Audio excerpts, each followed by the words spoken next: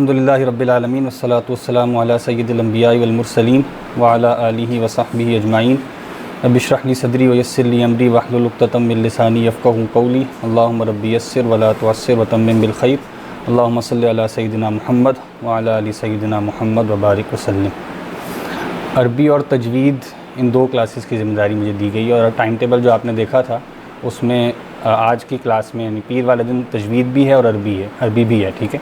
लेकिन आज चूँकि पहली क्लास है तो हम सिर्फ इंशाल्लाह अरबी को देखेंगे और अगले हफ्ते से पीर से इंशाल्लाह फिर हम पहला आधा घंटा जो है वो हमारा तजवीद का हुआ करेगा और उसके बाद इंशाल्लाह बाकी 40 मिनट की क्लास अरबी की हुआ करेगी। और मंगल और बुध ये 2 दिन भी अरबी के हैं। इसमें आप 7:20 यानी मगरिब के बाद क्लास है 7:20 पर। पीर वाले दिन जो है वो तजवीद भी है और अरबी भी है। मंगल और बुध सिर्फ अरबी की क्लास है, ठीक है। और जुमेरात और जुमा जो है फिर आपकी एक दिन तर्जुमे की क्लास होगी मुंतखब निसाब की, जो आसिफ साहब पढ़ाएंगे, जो अभी आपके साथ गुफ्तगू कर रहे थे। और जुमे वाले दिन जो है वो हदीस और फ़िक़ही मसाइल की क्लास हुआ करेगी। तो ये आपका बुनियादी टाइम टेबल है। अच्छा, चूँकि इब्तिदान अब हम शुरू करने लगे अरबी ज़बान, तो पहली बात तो ये कि हम जब यहाँ जमा हुए हैं और अरबी सीखने लगें तो इसका मोटिव क्या होना चाहिए, हम क्यों अरबी सीख रहे हैं। तो एक इब्तिदान तकसीम की जाती है मदारिस में। जब हम दीनी इल्म शुरू करते हैं तो कुछ उलूम को कहा जाता है उलूम आलिया आइन के साथ, और कुछ को कहा जाता है उलूम आलिया हमज़ा के साथ, ठीक है। जिससे आला का लफ्ज़ बनता है ना, आला इंस्ट्रूमेंट को कहते हैं, और उलूम आलिया का मतलब है जिससे उलूव बुलंदी को कहते हैं। जैसे अली भी नाम है ना, उससे भी बुलंद मर्तबे में होता है, उलूव कहते हैं बुलंदी को। तो उलूम आलिया और उलूम आलिया ये तकसीम की जाती है। और इस तकसीम का मकसद क्या है कि हम जो इल्म पढ़ रहे हैं हम देखें कि ये कहाँ फ़ॉल करता है, इसका मकसद क्या है। तो उलूम आलिया जो होते हैं, जो बुलंद उलूम होते हैं, वो अपनी ज़ात में मकसूद होते हैं, उनको पढ़ना अपनी ज़ात में मकसूद होता है, ठीक है। यानी कुरान मजीद को बराह रास्त सीखना और अहादीस को, सुन्नत को बराह रास्त सीखना, ये क्या है, ये उलूम आलिया हैं, ठीक है। इसी तरह इनसे इस्तिंबात में कुछ चीज़ें और होती हैं, उनको हम इसमें शामिल कर सकते हैं। कुछ उलूम होते हैं जिनको कहते हैं उलूम आलिया, उनकी नौयत एक आले की, एक इंस्ट्रूमेंट की होती है। यानी वो उलूम अपनी ज़ात में मकसूद नहीं होते, बल्कि उन उलूम को इसलिए सीखा जाता है ताकि उन उलूम के ज़रिए हम दूसरे उलूम जो अपनी ज़ात में मकसूद हैं उनको सीख सकें। तो अरबी ज़बान जो है, जिसको हम लुग़त का इल्म कहते हैं, उसके कई हिस्से हैं। अभी हम इंशाल्लाह उसके इब्तदाई चीज़ों को देखेंगे। तो वो उलूम आलिया में से है, उलूम आलिया में से नहीं है। क्या मतलब, वो अपनी ज़ात में मकसूद नहीं है बल्कि वो किसी और मकसद के लिए। और हम सब लोग जो हैं वो यानी जहाँ जमा हुए हैं तो हम बुनियादी तौर पे दीन को सीखना चाहते हैं, जिसका सादा मतलब क्या है कि हम कुरान और सुन्नत, कुरान और हदीस को सीखना चाहते हैं। तो उसके लिए चूँकि इसकी ज़बान, कुरान की ज़बान भी अरबी है और सुन्नत की ज़बान भी, हदीस की ज़बान भी अरबी है, तो लिहाजा इस मकसद से हम इस ज़बान को सीख रहे हैं। यानी हमारा मकसद कुरान मजीद को सीखना है और अहादीस को समझना है, सीखना है, ना कि अरबी ज़बान सीखना है। यानी लैंग्वेजेस जब हम पढ़ते हैं तो बहुत सी लैंग्वेजेस किसी ख़ास मकसद के लिए होती हैं, उनको अपनी ज़ात में भी सीखा जा सकता है। लेकिन यहाँ पे अरबी का खुसूसी मकसद, क्योंकि हम एक दीनी माहौल में बैठे हैं और हमारा मकसद भी यही है, तो लिहाजा इस बात को शुरू में सब लोग जो हैं वो, यानी जो कहने वाला है वो भी और जो सीखने वाले हैं वो सब मिलकर इस बात को वो ज़हन नशीन रखें कि हम किस मकसद से यहाँ बैठें और किस मकसद से इस चीज़ को सीख रहे हैं। तो मकसद इसको अपनी ज़ात में सीखना। इसी से वो बात भी सामने आ जाती है कि अरबी बोलना हम सीख पाएंगे या नहीं सीख पाएंगे। तो अरबी बोलना जो है वो इस मकसद से बराह रास्त मुताल्लिक भी नहीं है ना। अरबी बोलना जो है वो तो कुछ ख़ास ज़रूरियात के तहत होगा, उसमें कोई उस मकसद से सीखना चाहे तो वो उसके लिए और जो है वो सिनेरियो भी और होगा, उस तरीके पे उसको सीखा जाएगा। लेकिन यहाँ वो मकसद नहीं है। और जब हम दरसी तरीके पर अरबी सीखते हैं तो बहुत ज़्यादा अरबी, यानी बहुत से उलमा भी ऐसे होते हैं जो यानी 8 साल 10 साल कुरान और सुन्नत पढ़ चुके हैं, कुरान और हदीस पढ़ चुके हैं, वो भी अरबी बोलने में उस तरह महारत नहीं पैदा कर पाते, क्योंकि वो मकसद नहीं होता। मकसद क्या होता है, कुरान और सुन्नत को समझना। अरबी इबारतें वो आराम से पढ़ लेंगे, उससे जो है वो इस्तिंबातात भी कर लेंगे। तो लिहाजा यहाँ भी हमारा मकसद अरबी बोलना नहीं है, बल्कि असलन मकसद क्या है कि हम कुरान मजीद, अब चूँकि बिल्कुल हम इब्तिदाई लेवल पे हैं तो लिहाजा उसमें भी मैं बाद में भी अर्ज़ करूँगा कि 2 फ़र्क किए जाते हैं जब हम दीन को सीख रहे होते हैं, कुरान मजीद को समझ रहे होते हैं। तो यहाँ पे भी हमारा मकसद क्या है कि हम कुरान और सुन्नत यानी कुरान और हदीस को समझ सकें। अच्छा, जैसे मैं अर्ज़ कर रहा था, इसमें भी 2 लेवल्स होते हैं। एक लेवल होता है जिसमें आप यानी गहराई में उतर के चीज़ों को सीख रहे होते हैं। कुरान मजीद की आयत भी बहुत सी ऐसी हैं और अहादीस भी बहुत सी ऐसी हैं जो यानी जिनसे अहकाम निकलते हैं, जिनसे मसाइल निकलते हैं, जिनसे चीज़ों को गहराई में समझ कर चीज़ों को निकाला जाता है। और कुछ आयात यानी ज़्यादा तादाद ऐसी आयात की है, इसी तरह बहुत सी हदीस भी ऐसी हैं जिनका मकसद अहकाम का इस्तिंबात नहीं होता, बल्कि उनका मकसद क्या होता है, महज तज़कीर, ठीक, यानी महज याद दहानी, इंसान को उससे उसका मकसद याद करवाया जाए, इंसान को ये बात याद कराई जाए कि वो दुनिया में क्यों आया है, उसको उसकी तख्लीक की तरफ रहनुमाई कराई जाए। बहुत सी आयत ऐसी हैं जो इंसान को उसके माखज़, उसके इब्तिदा की तरफ रहनुमाई करती हैं कि तुम क्या चीज़ थे और तुम्हें अल्लाह ताला ने किस चीज़ से पैदा किया, और उसके बाद फिर अब तुम्हें इंसान बना दिया, अब उसके बाद उसको मकसद की तरफ रहनुमाई कराई जाती है, आखिरत की तरफ रहनुमाई कराई जाती है, रसूल की तरफ उनकी ज़ात, उनकी शख्सियत, उसकी अहमियत, उसकी तरफ रहनुमाई कराई जाती है। इसी तरह और मलाइका की तरफ ईमानियात हैं, मतलब 5 ईमानियात बुनियादी हैं ना, यानी ईमान बिल्लाह, ईमान बिल आखिरत, ईमान बिल रिसालत, ये 3 बुनियादी हैं। इसके अलावा ईमान बिल मलाइका या फ़रिश्तों पर ईमान है। इसी तरह ईमान बिल कुतुब है, किताबों पर ईमान है। तो किताब जो है वो अल्लाह ताला क्यों नाजिल फरमाते हैं, तकदीर का जिक्र है, ईमानियात में चीज़ें शामिल हैं। जो बुनियादी बातें हर किसी ने करनी है, यानी एक आलिम और एक आमी में जो फ़र्क होता है वो तफसील का होता है ना, बुनियादी तौर पे वो चीज़ों को तफसील से सीखता है, और एक आमी जो है वो बुनियादी बातें जो आलिम मानता है, आमी भी वही मानता है, लेकिन फ़र्क क्या होता है, वो चीज़ों में तफसील से गहराई पैदा करता है, और एक आमी जो है वो उसको बुनियादी लेवल पे सीखता है, इजमाली लेवल पे सीखता है। तो अभी चूँकि हम यहाँ मौजूद हैं और हमारे कोर्स का दौरानिया 3 से 4 माह है, मुख्तसर दौरानिया है, तो यहाँ हम आलिम नहीं बनेंगे, ठीक है। यहाँ हमारा मकसद उन आयात को समझना भी नहीं है जिनसे अहकामात निकल रहे हैं, उन आयात को समझना भी नहीं है जिनसे कुछ अकीदे की बारीकियाँ निकल रही हैं, कुछ तफसीर की गहराइयाँ निकल रही हैं। अहादीस में बहुत सी तफसील होती है, उलूम हदीस में बहुत सी चीज़ें जो है वो तफसीलात उनमें दरकार होती हैं। अहादीस कॉन्ट्राडिक्टरी आ रही हैं, किस हदीस से क्या मसला निकलता है, इस हदीस में आप सल्लल्लाहु अलैहि वसल्लम ने रफ़ा दैन किया, इसमें नहीं किया, ठीक है, या अहकामात, फ़िक़ही अहकामात हैं, अकीदे की तफसीलात हैं, और चीज़ों में तफसीलात हैं। इस तरह लुग़त में भी बहुत तफसीलात भी होती हैं। तो ये चीज़ें जो है वो हमारा मौजू नहीं है, यानी इन अरबी सीख कर भी ये चीज़ें सीखना हमारा मौजू नहीं है, क्योंकि 4 माह में हम इतनी अरबी नहीं सीख सकते ना, और महज अरबी सीख कर भी ये काम नहीं किया जा सकता। यानी जब आप इल्म, जैसे मैंने उलूम आलिया का जिक्र किया, तो उसमें से एक सेक्शन है लुग़त, उस लुग़त के अंदर सर्फ़ भी है, नहव भी है, बलागत भी है, मंतिक भी है, ठीक है। अभी हम सिर्फ सर्फ़ और नहव बिल्कुल बुनियादी देखेंगे। इसके अलावा लुग़त के अलावा उसूल के इल्म है, उसूल फ़िक़्ह है, उसूल हदीस है, उसूल तफ़सीर है, ये सब चीज़ें लोग सीखते हैं। उलमा जब बन रहे होते हैं तो वो ये सब चीज़ें सीखते हैं, फिर एक ख़ास पैटर्न बनता है कि भाई कुरान मजीद की तफ़सीर समझनी है तो ये उसूल हैं, इन उसूल से आप बाहर नहीं निकलेंगे। फ़िक़ही अहकामात निकालने तो ये उसूल हैं, इनसे आप बाहर नहीं निकलेंगे, ठीक है। इसी तरह और अकीदे में तफसीलात हैं, उसमें के मुतालिक भी आपके कुछ उसूल होंगे, कुछ बुनियादी बातें होंगी। तो ये सब बातें, इसके लिए ज़ाहिरी बात है जब कोई आलिम बनेगा तो वो इस तफसील से चीज़ों को देखेगा, और फिर वो उन आयात पर भी गुफ्तगू कर सकेगा या उनको भी मौजू बना सकेगा जिनमें इन तफसीलात का जिक्र किया गया। तो हमारा मकसद क्या है, हमारा मकसद सिर्फ यह है कि जब कुरान मजीद हम पढ़ रहे हैं या हमारे सामने पढ़ा जा रहा है, तो जो एक बैरियर है ज़बान का, वो बैरियर ख़त्म हो जाए, ठीक है, या उसमें कमी आ जाए, ठीक है। और यानी कुरान मजीद की जो एक तासीर है, जो इंसान का दिल, इंसान के जिस्म के बाल तक महसूस करते हैं, तो वो तासीर हमें भी नसीब होना शुरू हो जाए। हमारा बुनियादी मकसद यही है। लिहाजा जब हम अरबी सीखना शुरू करेंगे, कुछ चीज़ें हमें समझ आना शुरू हो जाएंगी, तो इसका मतलब ये नहीं होगा कि हम आयात से इस्तिंबात करने के अहल हो गए, ठीक है। इसका मतलब सिर्फ ये होगा कि हम एक बैरियर को ख़त्म करने की कोशिश कर रहे हैं, जिसके ज़रिए हम कुरान मजीद की तासीर को महसूस करें, और उसके बाद आगे बढ़ते चले जाएँ। बहुत सी अहादीस ऐसी हैं जो तज़कीर की नौइयत से होती हैं, आखिरत की तरफ रहनुमाई करती हैं, आखिरत की तरफ इंसान को मुतवज्जे करती हैं, आप सल्लल्लाहु अलैहि वसल्लम की मोहब्बत उनसे पैदा होती है, और सहाबा की मोहब्बत पैदा होती है। ये सब चीज़ें जो सब ने करनी है, और जो असल दुनिया यानी दीन का जो जौहर है वो इसी में मौजूद है ना। तो असलन ये मकसूद है अरबी ज़बान को सीखने में। बाकी जब आप अरबी कुछ ना कुछ सीखना शुरू भी हो जाएंगे और आप एक आयत का सही तर्जमा भी कर रहे हैं, उसके बावजूद भी हम उससे इस्तिंबात करने के अहल नहीं होंगे, क्योंकि ज़ाहिरी बात है अभी हम बिल्कुल इब्तदाई लेवल पे है ना, और हमारा वो फ़िलहाल मकसद भी नहीं है। कोई तफसील से दीन सीखना चाहे तो वो बहुत महमूद है, वो उसके लिए तफसील से जो है वो रफ्ता रफ्ता, आप में से बहुत से लोग भी इंशाअल्लाह अल्लाह करे कि इसके बाद मज़ीद आगे बढ़ें, तफसील से सीखते चले जाएँ, तो वो चीज़ें उन पर खुलती चली जाएंगी। लेकिन इब्तिदान जिस लेवल पर हम हैं, उस लेवल को समझना ज़रूरी है कि हम किस लेवल पर खड़ें और हमारा मकसद क्या है।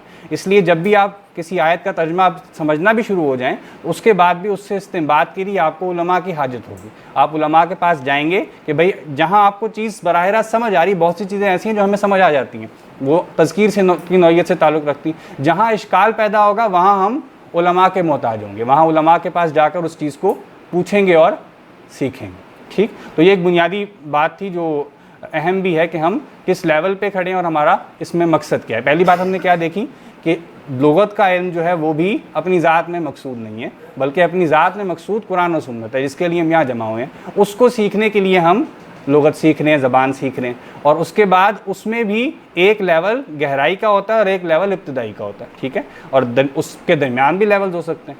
तो जिस लेवल पे हम मौजूद हैं उस लेवल ही पर अपने आप को समझते हुए हम उस इल्म को सीखेंगे, तो उसके ज़रिए जो है वो हमें ख़ुद भी फ़ायदा होगा और उसके ज़रिए दूसरों को भी फ़ायदा होगा। एक मशहूर कॉल है, एक नाहवी हैं, यानी हम नाहव को देखेंगे अभी, यानी समझ लें ग्रामर के मुतालिक जिनका बड़ा काम है, खलील बिन अहमद, तो उनका एक कॉल है अर्रिजालु अरबा, के लोग 4 तरह के होते हैं। फिर वो कहते हैं कि एक शख्स वो होता है कि जो रजुलुन यदरी व यदरी अन्नहु यदरी, जो जानता भी है और ये भी जानता है कि वो जानता है, तो कहते हैं फ़हुवा आलिमुन, तो वो आलिम है, या कहते हैं फ़हुवा मुअल्लिमुन, तो वो सिखाने वाला है। तो फ़न्तफ़िउ बिही, उससे नफ़ा उठाओ, वो आलिम है, वो अल्लाह की निशानी है ज़मीन पर, उससे नफ़ा उठाओ, उससे चीज़ें सीखो। फिर एक लेवल क्या होता है कि रजुलुन यदरी वला यदरी अन्नहु यदरी, वो जानता है लेकिन ये नहीं जानता कि वो जानता है, ठीक, तो उसके मुतालिक क्या है, फ़हुवा नाइमुन, तो वो सो रहा है, फ़अयक़िज़ूहु, तो उसको जगा दो, ठीक, यानी कोई बड़ा होगा, एक तालिब इल्म है, वो उसके अंदर तवाज़ो बहुत ज़्यादा है, वो बात यानी वो चीज़ें जानता है लेकिन वो तवाज़ो के तहत जो है वो ये समझता है कि मुझे नहीं मालूम, तो उसका कोई बड़ा उसको ये बताए कि भाई इस फ़न के अंदर तुम्हें ये चीज़, इसमें तुम्हें महारत हासिल है, इसमें तुम्हें बेहतरी हासिल है, तो तुम इसको आगे भी सिखाओ, तो लिहाजा वो फिर इसमें लगेगा। तो वो क्या है, वो सो रहा है, उसको जगाया जाए। फिर तीसरी कैटेगरी क्या है, जो अक्सर और बेशतर हम सबकी होती है और होनी चाहिए, आजकल उसमें जो है वो फ़र्क भी आ रहा है ना, तो जो हमारी कैटेगरी है, जो सब यहाँ मौजूद हैं, हम सब की कैटेगरी यानी जो कहने वाला है वो भी इसी में शामिल है कि रजुलुन ला यदरी व यदरी अन्नहु ला यदरी, कि वो जानता है, नहीं जानता, लेकिन वो ये भी जानता है कि मैं नहीं जानता, ठीक है, वो जानता नहीं है लेकिन ये बात जानता है कि वो नहीं जानता। तो ये बहुत अहम बात है कि इंसान को अपनी जो भी इल्मी लिमिट है उसका पता हो कि मैं फ़लाँ चीज़ जानता हूँ और फ़लाँ चीज़ नहीं जानता। तो कहते हैं कि ये आदमी क्या है, फ़हुवा मुस्तरशिदुन, इसको रुश्द की हाजत है, हिदायत की हाजत है, तो इसको फ़अरशिदूहु, इसको हिदायत दो, इसको इल्म सिखाओ, ठीक। और चौथा क्या है, रजुलुन ला यदरी व ला यदरी अन्नहु ला यदरी, वो जानता भी नहीं है और ये भी नहीं जानता कि उसे नहीं पता, ठीक है। तो ऐसी सूरत हाल क्या है, ऐसा शख्स जो है फ़हुवा जाहिलुन, तो वो असल में जाहिल है। यानी तीसरे लेवल पे कौन था, जिसको वो इल्म तो नहीं पता, जिसको भी आप सीख रहे हैं, लेकिन उसको इतनी बात पता थी कि मुझे ये नहीं पता, ठीक। तो ये भी एक नौयत का इल्म है ना, कि आपको ये मालूम हो कि मुझे क्या नहीं पता और क्या पता है, ठीक, ये भी एक इल्म है। तो चौथी नौयत क्या है कि एक शख्स को पता भी नहीं है और उसके बावजूद वो ये समझ रहा है कि मुझे पता है, ठीक है, यानी उसको ये भी नहीं पता कि मुझे नहीं पता।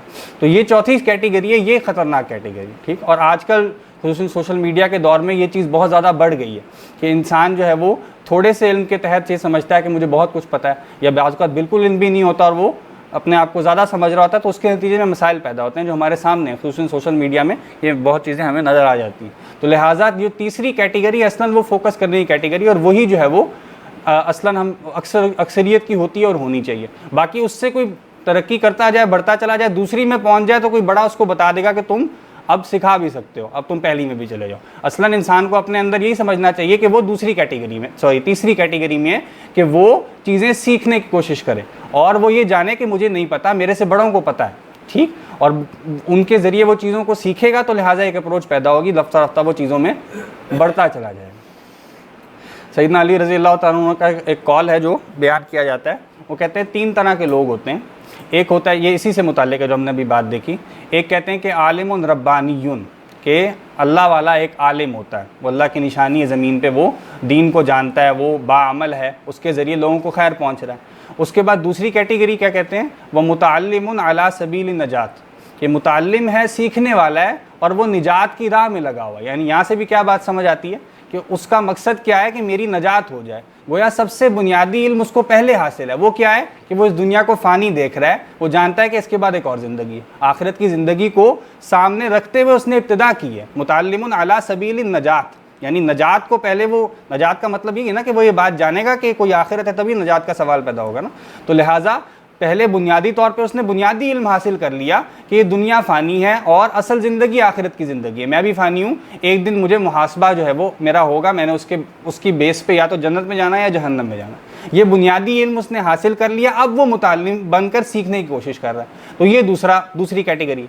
फिर वो कहते हैं इसके बाद बाकी सारी कैटेगरी क्या है, हमजुन रुआउन अतबाउ कुल्ली नाइकिन। फिर इसके बाद बेवकूफ़ किस्म के लोग हैं जो हर वक्त जो हर किसी डुगडुगी बजाने वाले के पीछे, हर किसी आवाज़ लगाने वाले के पीछे चल पड़ते हैं। अतबाउ कुल्ली नाइकिन।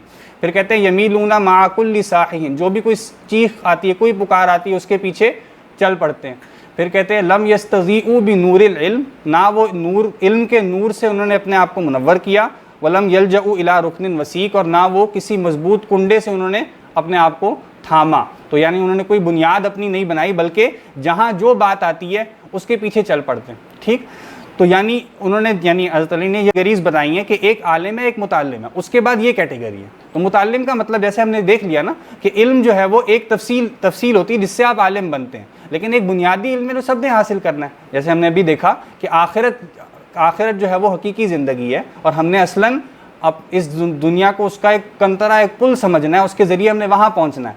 तो ये बुनियादी इल्म है ना, ये जानने वाला भी एक नौइयत का इल्म रखने वाला है ना, कि वो ये बात जानता है कि ज़िंदगी का मकसद क्या है। इसी तरह बहुत सी चीज़ें जो सब ने जाननी है, वो सब जानने वाले जो हैं वो एक नौइयत में आलिम होंगे, लेकिन वो ज़ाहिरी बात है वो उसका बुनियादी चीज़ उनको हासिल होगी। जो मशहूर आयत है ना, जो इल्म की फजीलत में भी आती है ना, कुल हल यस्तविल लज़ीना यालमून वल लज़ीना ला यालमून, कि कह दीजिए वो लोग बराबर नहीं हो सकते जो जानते हैं और वो लोग के उन लोगों के जो नहीं जानते। ठीक, इस आयत का कॉन्टेक्स्ट क्या है, इससे पिछली आयत क्या है? इससे पिछली आयत क्या है, अमन हुआ कानितुन आना लैल, भला वो शख्स जो फरमाबरदारी के साथ अल्लाह के सामने खड़ा रहता है रात के वक्त, साजिदन व काइमन, सजदे में होता है, क़याम में होता है, यहज़रुल आखिरा, वही बात जो हमने देखी, आखिरत का खौफ होता है उसके दिल में, व यरजू रहमत रब्बिही, और अपने रब की रहमत की उम्मीद रखता है, जहन्नम का खौफ है, जन्नत की उम्मीद है। फिर आया कुल हल यस्तविल लज़ीना यालमून वल्लज़ीना ला यालमून, यानी यहाँ ज़ाहिरी बात है जो हकीकी मानों में आलिम होगा, जो बाकायदा सब चीज़ें तफसील से जानता है, उसको ये बुनियादी इल्म उसको भी हासिल होगा, तो उसके दर्जात तो बहुत बुलंद होंगे। लेकिन एक बुनियादी लेवल पे बुनियादी इल्म क्या है कि आपको ये बात समझ आ जाए। ठीक, तो ये इल्म जब आपने हासिल कर लिया तो कुल हल यस्तविल लज़ीना यालमून वल्लज़ीना ला यालमून, के जो जानते हैं वो उनके बराबर नहीं है जो नहीं जानते। तो बुनियादी बात यहीं पे, यानी शैतान जो है वो इंसान को यहाँ से हिलाता है, यानी उसकी इस बुनियाद को हिला देगा। उसके बाद वो जहाँ भी आगे बढ़ जाए, वो आलिम भी बन जाए, मुफस्सिर बन जाए, मुहद्दिस बन जाए, कुछ भी बन जाए, या किसी भी और तरीके पे आगे बढ़ जाए, मुजाहिद बन जाए, शहीद बन जाए। वो मशहूर हदीस है, आपने सुनी होगी कि 3 जो हैं वो लोग अल्लाह ताला के सामने क़यामत के दिन आएंगे। उनमें से एक शख्स होगा जो आलिम होगा, कारी होगा कुरान का, और एक होगा जो शहीद होगा जिसने अल्लाह की राह में अपनी जान जो है वो निछावर कर दी। एक सखी होगा जिसने बहुत माल खर्च किया अल्लाह की राह में। तो अल्लाह ताला फरमाएंगे इन तीनों को जहन्नम में डाल दो। तो पूछा जाएगा क्यों डाला जाए?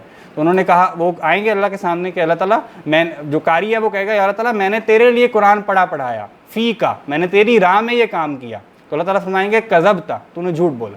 उसके बाद एक दूसरा शख्स आएगा शहीद, वो कहेगा कि अल्लाह मैंने तेरी राह में अपनी जान कुर्बान कर दी, फ़ी का, तेरी राह में। अल्लाह ताला फरमाएंगे कज़बता, तूने झूठ बोला।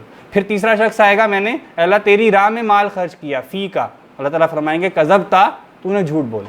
अब ये कज़बता उस वाक़े में नहीं है, वाक़या वो खारिज में हुआ है, उसने जान भी अपनी कुर्बान की है, वो शहीद होकर ही अल्लाह के यानी अल्लाह के सामने हाजिर हो रहा है। कारी ने कुरान पढ़ाया है, और जो सखी है उसने वाकई माल खर्च किया, लेकिन झूठ किस बात में? फ़ी का, या अल्लाह तेरे लिए।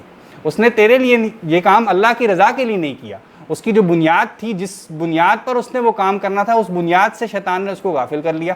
और गोया ये 3 जो चीज़ें हैं, यानी अल्लाह की राह में माल खर्च करना, अल्लाह की राह में जान कुर्बान कर देना, अल्लाह की राह में इल्म हासिल करना, ये गोया 3 दीन की बिल्कुल टॉप की चीज़ें हैं, चोटियाँ हैं दीन की। ये 3, इल्म हासिल करना, जिहाद करना और माल खर्च करना, ये बहुत टॉप की 3 चीज़ें ना। लेकिन यहाँ पर भी अगर नीयत में फसाद पैदा हो गया, नीयत बातिल होगी, तो क्या होगा?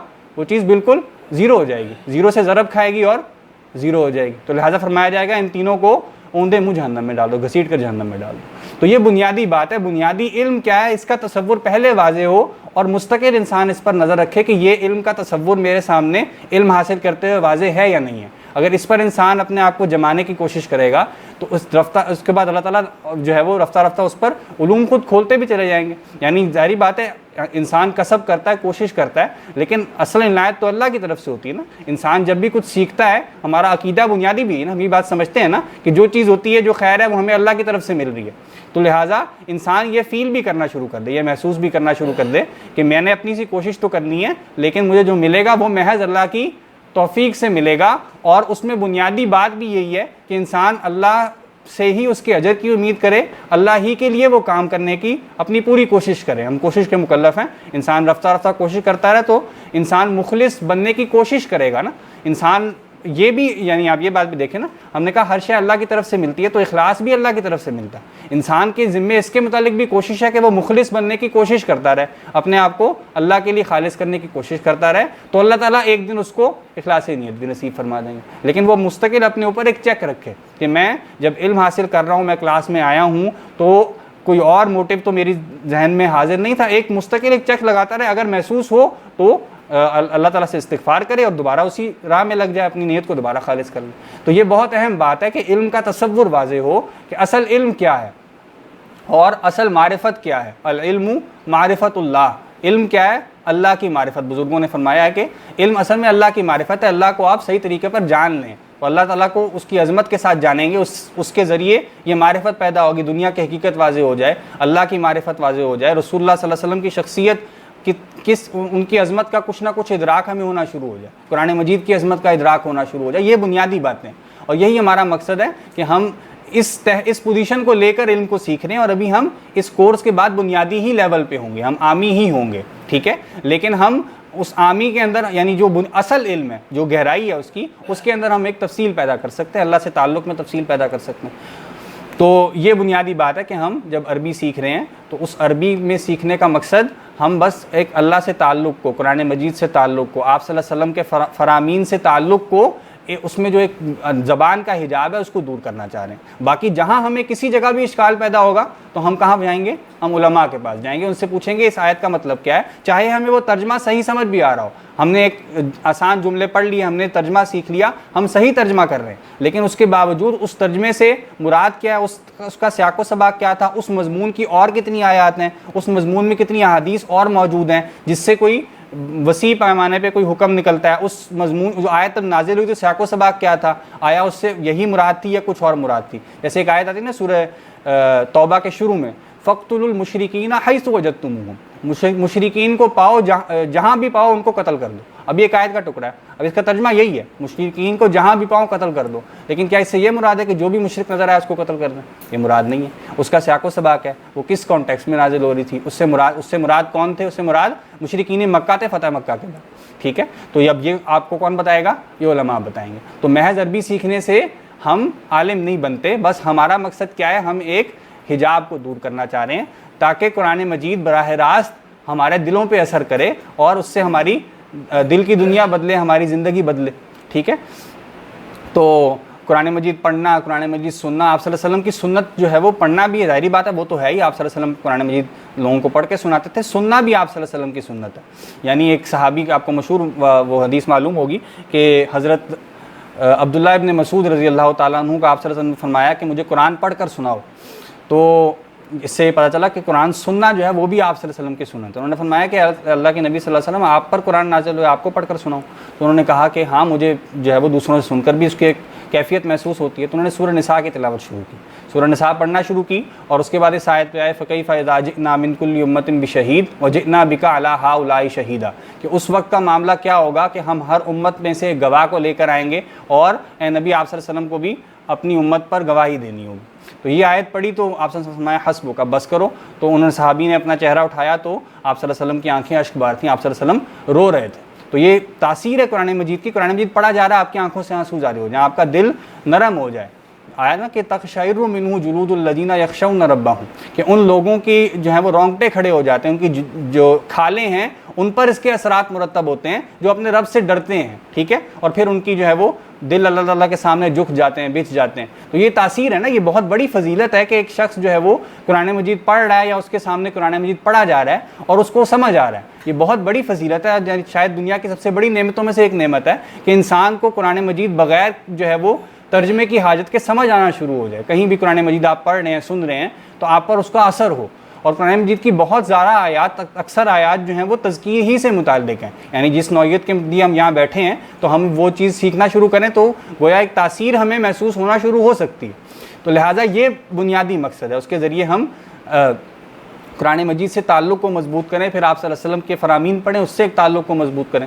और फिर एक और दरसी तरीका क्या होता है, यानी हम जब किताब का तारुफ भी देखेंगे उससे भी बात वाज़े होगी।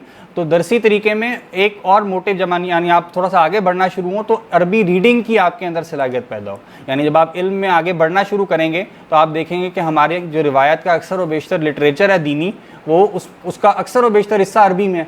यानी उर्दू में, फ़ारसी में और ज़बानों में आपको चीज़ें मिल जाएंगी, लेकिन मैक्सिमम तफासीर, अहादीस, फ़िक़्ह की किताबें, उसूल की किताबें, सब कहाँ किस ज़बान में? अरबी ज़बान में। तो अरबी ज़बान का जो तालीमी मकसद है सीखने का, वो रफ्ता रफ्ता क्या हो सकता है कि आप अरबी टेक्स्ट को रीड करने के काबिल हो जाएं। आपके सामने अरबी मतन मौजूद है, जैसे हम उर्दू की किताब पढ़ते हैं, इंग्लिश की किताब पढ़ते हैं, वैसे ही हमारे सामने अरबी की किताब मौजूद हो, ज़बर ज़ेर पेश उस पर ना लगी हो, आप पढ़ते चले जाएँ, आप समझते चले जाएँ। ये रफ्ता रफ्ता जब आप मेहनत करें तो इल्मी मकसद इस ज़बान सीखने का क्या होगा कि आप अरबी किताबें पढ़ सकें। ठीक, तो ये जो है वो कुछ मकासद थे जो मैंने आपके सामने रख दिए। अब कोई बात किसी ने करनी है तो कर लें, फिर हम इंशाअल्लाह किताब के तारुफ और चीज़ों की तरफ चलते हैं। जी, ऑनलाइन किसी ने कोई बात करनी है तो कर सकते हैं। जी, रिकॉर्डिंग हो रही है, पहली क्लास की रिकॉर्डिंग जो है वो नहीं हो सकी, लेकिन इस क्लास की रिकॉर्डिंग, वैसे ही इब्तदाई गुफ्तगू थी, क्लास नहीं थी। जी, कोई बात किसी के जहन में हो? कोई इस कोर्स के बाद हम क्या समझेंगे अपना, एक तो ना कि आप हमारा एम क्या होना चाहिए, जैसा आपने एक्सप्लेन तो कर दिया तफसील से, लेकिन मेरा मतलब है उसको क्वान्टिफाई कर सकते हैं कि हमें ये चीज़ हमें अचीव करनी है इस कोर्स में। हाँ, जो हम किताब पढ़ेंगे उसमें कुछ बुनियादी चीज़ें जो है ना वो, यानी बहुत सी बातें फिर भी बुनियादी रह जाती हैं, क्योंकि ज़ाहिर बात है 3 से 4 माह का अरसा बहुत मुख्तसर होता है, लेकिन आप कुछ ना कुछ, यानी खुसूसन इसम से मुताल्लिक ना, अरबी में इसम से मुताल्लिक आप काफ़ी चीज़ें पढ़ लेंगे बुनियादी। फ़ेल जो है वो आप, यानी उसका एक मुख्तसर हिस्सा ही इस किताब में आता है, वो फिर इसके बाद मॉड्यूल 2 है, वो उसमें लोग शामिल हो सकते हैं, उसमें कुछ तफसील से चीज़ें आ जाएंगी, लेकिन इसम के मुताल्लिक जो है ना वो कुछ बातें जो हैं वो आ जाएंगी। हमारा यहाँ उस्लूब ये रहता है कि जब टेस्ट होता है, टेस्ट इंशाल्लाह आप लोगों का हुआ करेगा, तो टेस्ट में हम कोशिश करते हैं कि एक सवाल जो है वो कुरान मजीद या अहादीस से मुताल्लिक हो। ठीक है, यानी आप जो कवायद जब तक पढ़ चुके हो ना, उन कवायद से मुताल्लिक जो आयात जिनमें वो कवायद अप्लाई हो रहे हैं, या कोई हदीस होगी या कोई किसी का कॉल हो गया, किसी बुज़ुर्ग का कॉल हो गया, तो वो टेस्ट में आ जाएं। ठीक है, ताकि आपकी थोड़ी सी मश्क जो है वो कुरान मजीद के हवाले से भी हो जाए, हदीस के हवाले से भी हो जाए। तो ये एक मश्क रहती है, तो उसमें आप देख लेंगे कि किस किस्म की कुछ आयात आपको समझ आना शुरू हो रही है। लेकिन ज़ाहिरी बात है 4 माह का अरसा मुख्तसर होता है, उसमें बुनियादी बात ये भी है कि इंसान को अगर शौक़ भी पैदा हो जाए ना, उसने कुछ ना कुछ सीख लिया, उसको ये पता चलना शुरू हो जाए कि मुझे क्या नहीं पता। जो शुरू में हमने बात देखी थी ना, कि यानी हर इल्म के अंदर जो है ना वो एक अहमद जावेद साहब का नाम आपने सुना होगा, उनका एक मशहूर कॉल है, उन्होंने कहा कि इंसान का इल्म जब बढ़ना शुरू होता है उसकी अलामत यह है कि उसको उसके नामालूम का दायरा बढ़ना शुरू हो जाए। यानी इंसान का इल्म उतना ज़्यादा है जितना उसको ये पता है कि मुझे क्या नहीं पता। उसका नामालूम का दायरा अगर बड़ा होना शुरू हो रहा है, इसका मतलब उसने उस इल्म में कुछ गहराई पैदा करनी शुरू कर दी है। तो गोया अगर आप इस लेवल तक भी पहुंच जाएं कि आपको ये समझ आना शुरू हो जाए कि अरबी की गहराई और वसअतें कितनी हैं, तो गोया ये भी एक अचीवमेंट है 4 माह के हवाले से, कि आप कुछ ना कुछ ये समझना शुरू हो जाएं कि ये कितनी वास्ट जो है वो फील्ड है, कि इसके अंदर क्या क्या चीज़ें मौजूद हैं। तो ये हो सकता है मकसद। बाकी जो सीखना सिखाना है ना, वो एक यानी मुस्तकिल अमल होना चाहिए। एक फ़र्क भी किया जाता है मुताल्लिम में भी और सामे में भी। यानी एक आपने मशहूर कॉल है ना, गालिबन नाम मेरे जहन में नहीं है, लेकिन उनका कॉल ये है कि या तो आलिम बन जाओ, कुन आलिमन, या तो आलिम बन जाओ, औ मुताल्लिमन, या मुताल्लिम बन जाओ, सीखने वाले बन जाओ, औ मुस्तमिअन, या सुनने वाले बन जाओ, औ मुहिब्बन लहुम, या उनसे मोहब्बत करने वाले बन जाओ, वला तकुन खामिसतन, 5वें ना बनना, फताहलिक, फिर तुम हलाक हो जाओ। तो यानी एक लेवल होता है जो जानने वाला आलिम है, वो हमने तफसील देख ली। फिर एक सीखने वाला है और एक सुनने वाला है, इनमें फ़र्क करते हैं उलमा। सीखने वाला कौन है? जो क्लासरूम में बैठा है, वो किसी लेवल पे रफ्ता रफ्ता ग्रो करेगा। सामे वो होता है जो अवामी दरस कुरान है, जुम्मे के खुतबात हैं और वाज़ की महफ़िलें हैं, वो अपनी ज़ात में मकसूद होती हैं, उनके मकासद भी यही होते हैं, यानी इंसान के अंदर खुदा खौफी पैदा की जाए, उसके अंदर ईमान को बढ़ाया जाए। लेकिन वो एक लेवल अलग है। वो लेवल क्या है? वो समात का लेवल है। उसमें आपने बस चीज़ों को अपने अंदर एब्जॉर्ब करना होता है। और इंसान को चाहिए कि वो जो सीखने वाला भी है, मुताल्लिम भी, वो भी अपना कोई ना कोई वक्त हफ्ते में ऐसा रखे, हफ्ते में, महीने में, जिसमें वो कहीं जाके सिर्फ सामे के तौर पर बैठे, यानी वहाँ वो कॉपी पेंसिल लेकर ना बैठे, वहाँ वो महज तासीर को महसूस करने की कोशिश करे, चीज़ों को अपने अंदर एब्जॉर्ब करने की कोशिश करे, तो वो सामे का लेवल होता है। लेकिन जब हम क्लासरूम में बैठते हैं तो वो लेवल मुख्तलिफ है, वो मुताल्लिम का लेवल है। उसमें मकसद क्या है कि आपको कुछ चीज़ें रिटेन रहें, कुछ चीज़ें याद हो जाएं, आप कुछ चीज़ें सीख लें। मुताल्लिम का मतलब सीखने वाला होता है ना, तो लिहाजा उसका मकसद क्या है कि वो कुछ चीज़ें सीखना शुरू करे, रफ्ता रफ्ता आगे बढ़ना शुरू करे। तो लिहाजा उसके लिए जो है वो, अब अरबी खुसूसन ऐसी ज़बान है कि उसमें आपको लिखना भी पड़ेगा, आपको नोट्स बनाने पड़ेंगे। और हम अभी किताब का तारुफ देखेंगे तो उसमें भी ये बात आ जाएगी कि किताब हमारी जो है उसमें वो सारी किताब अरबी के अंदर है, सिवाय एक जुमले के जो उर्दू में उन्होंने मिसाल दी है।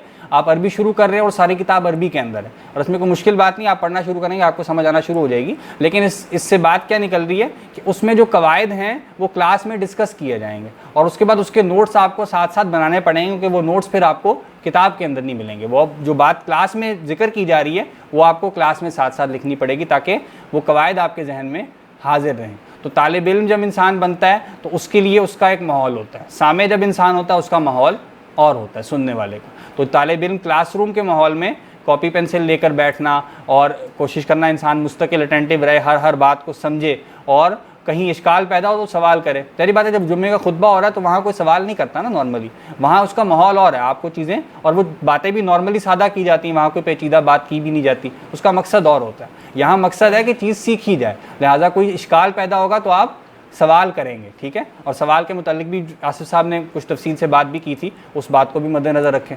बाकी ये कि चीज़ों को सीखेंगे और समझ नहीं आता तो कोई बात नहीं, दोबारा पूछ ले। हर इंसान जो है वो बचपन से कुछ सीखे नहीं आता, किसी को चीज़ जल्दी समझ आती है, किसी को देर से समझ आती है, तो इसमें कोई नक्स नहीं है। यानी अगर आप अपनी बुनियाद जो हमने देख ली ना इल्म की, उस बुनियाद पर कायम है तो आप फजीलत ही की राह पर खड़े हैं। अब लिहाजा कोई अपनी इस सलाहियत में आगे बढ़ जाएगा जल्दी बराह रास्त, यानी जो उसकी ज़ाहिर है उसमें आगे बढ़ जाएगा, कोई ज़ाहिर में पीछे रह जाएगा। लेकिन अगर आप बुनियाद में आप उससे आगे बढ़ जाएं तो आप उससे अफजल हैं। यानी एक शख्स ने बहुत जल्दी बहुत कुछ सीख लिया है, लेकिन उसकी नीयत में शैतान ने फसाद पैदा कर दिया। अब वो जा के लिए, माल के लिए या किसी और मकसद के लिए, दुनिया के लिए वो काम कर रहा है। लेकिन एक शख्स है, उसने सीखा तो बहुत ज़्यादा नहीं है, लेकिन उसकी नीयत बहुत खालिस है अल्लाह के लिए, वो अल्लाह को राज़ी करने के लिए काम कर रहा है, तो वो उससे कहीं अफजल है। और हो सकता है वो दूसरा शख्स जहन्नम ही में चला जाए अगर उसकी नीयत बिल्कुल जो है वो ख़राब हो चुकी है, और दूसरा शख्स जो है वो जन्नत के आला मकाम में पहुंच जाए। तो यही मकसद है ना, हम दीन सीख रहे हैं, बहुत फजीलत वाला अमर है, और उसका मकसद यही है कि हम अल्लाह ताला का जिवार, अल्लाह ताला का कुर्ब हासिल कर सकें, आखिरत में फ़लाह पा सकें। तो लिहाजा इस बात को मद्देनज़र रखना, और हर शख्स अपनी सलाहियत के मुताबिक पूरी एफर्ट करे, फिर और जुड़ा रहे। जो बात शुरू में भी देखी गई कि वो इंसान जब आप यहाँ वक्त दे रहे हैं ना, तो ये जैसे इंसान के पास माल की सलाहियत होती है और वैसे कोई इल्मी सलाहियत होती है, कोई और सलाहियत होती है, इस तरह वक्त उसके पास सबसे बड़ा एसेट है। तो वक्त कहीं भी आपका लग रहा है ना इखलास नीयत के साथ, तो वो आपके लिए क़यामत के दिन एसेट होगा। हम सुनते हैं तबलीगी जमात में ख़ास उनकी इस्तिलाह है कि आपका कितना वक्त लगा। वो कहते हैं ना आपका फ़लाँ जगह कितना वक्त लगा, आपके 3 माह लगे, आपके 2 साल लगे, 10 साल लगे। तो ये उनकी ख़ास इस्तिलाह है, और इसकी अहमियत है ना कि आपने दीन के लिए अपने आप को कितना वक्त आपने खाली किया है, कितना वक्त आपने अल्लाह की रज़ा के लिए लगाया। तो जैसे वो वक्त है वैसे ये भी वक्त है, जो दीन सीखने के लिए लग रहा है ये भी वक्त है।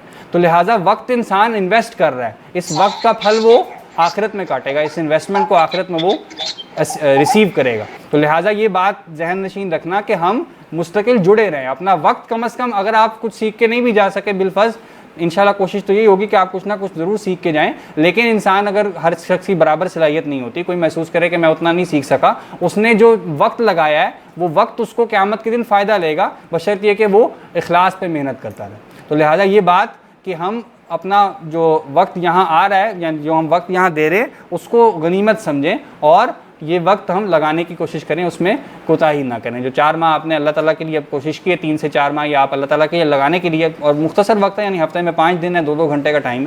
तो लिहाजा ये वक्त इंसान अपनी मेहनत कोशिश करके इसको लगा सकता है। तो लिहाजा उसमें ये बात जहन नशीन रखे कि ये वक्त अल्लाह के लिए लग रहा है, और इसमें बुनियादी शय ये कि हम अल्लाह ताला का कुर्ब हासिल कर सकते हैं, उसके बाद उस इल्म में मेहनत करें। तो ये कुछ बुनियादी बातें ये हमने यहाँ पर देख ली। अच्छा, अब किताब मैंने ग्रुप में शेयर की थी, आप लोगों ने मेरा ख्याल देख ली होगी।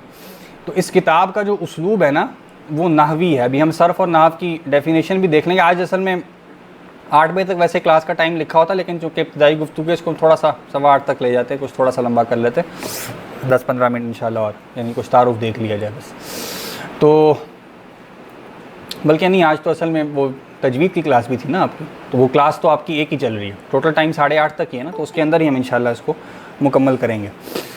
तो जो आपके पास किताब जो ग्रुप में दी गई थी, इंशाल्लाह आपको यहाँ मकतबे से भी अब मैं पता कर दूंगा कि वो आ गई है या नहीं, तो वो आपको अभी नहीं तो कुछ दिन में इंशाल्लाह उसकी हार्ड कॉपी भी मिल जाएगी जो लोग यहाँ मौजूद हैं, और जो ऑनलाइन हमको ग्रुप में भेज दी गई है वो उसको देख सकते हैं। इस किताब का उसलूब नाहवी है। नाहवी का मतलब आसान ज़बान में आप ये समझ लें, जुमलों से इसका आगाज़ हो रहा है, मुकम्मल जुमले से इसका आगाज़ हो रहा है। आपका जो पहला सफ़ा है उसमें लिखा हुआ है हाजा बैतुन, तो उसको हम तफसील से देखेंगे, लेकिन ये मुकम्मल जुमला है और उस जुमले के तहत आप चीज़ों को सीखेंगे।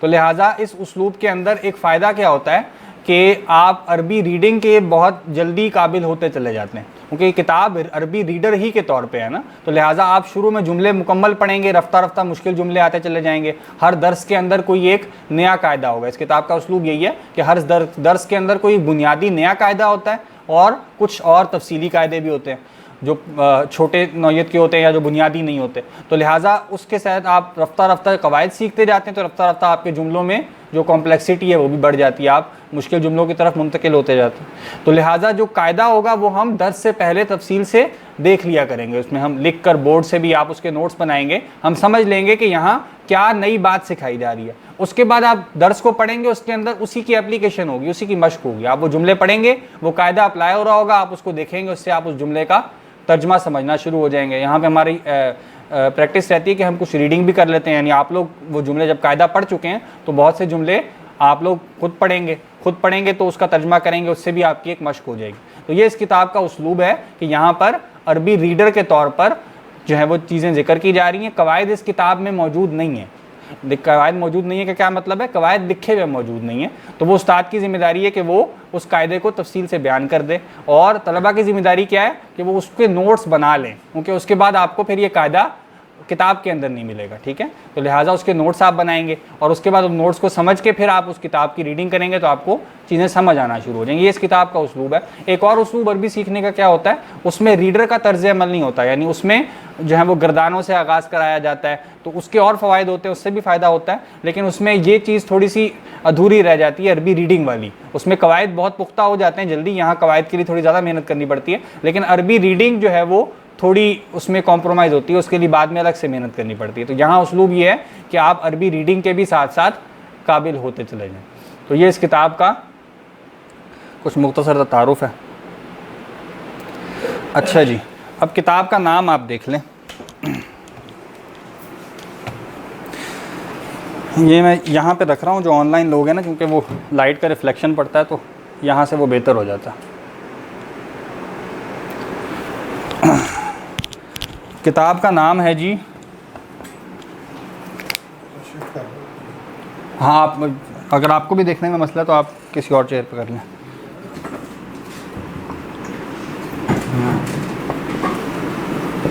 किताब का नाम है जी दुरूसुल लुगतिल अरबिय्यती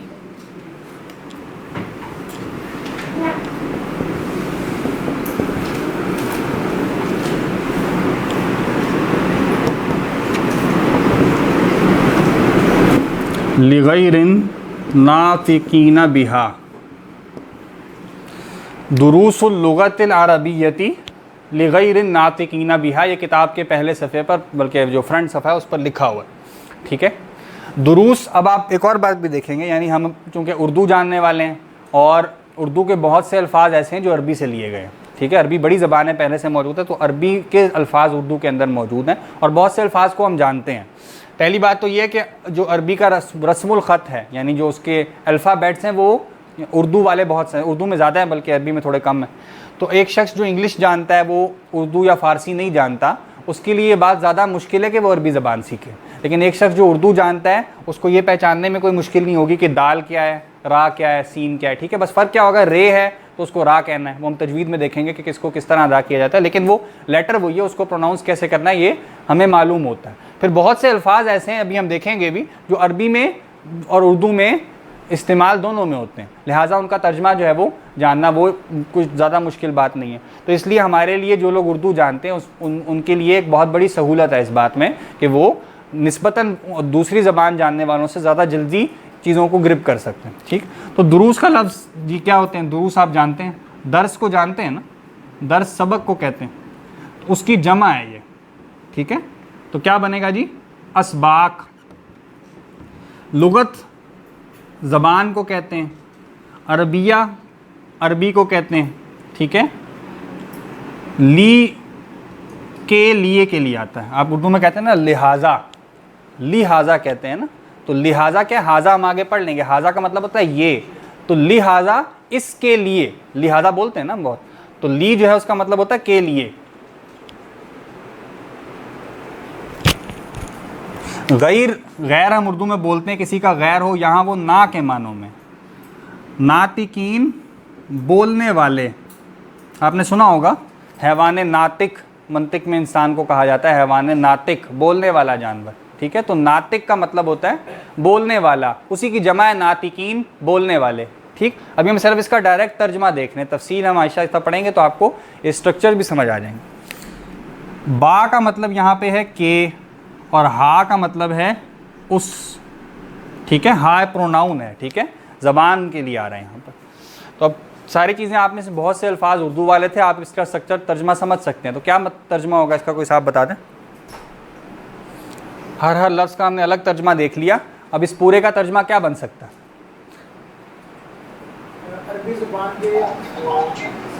अरबी ज़बान के असबाक,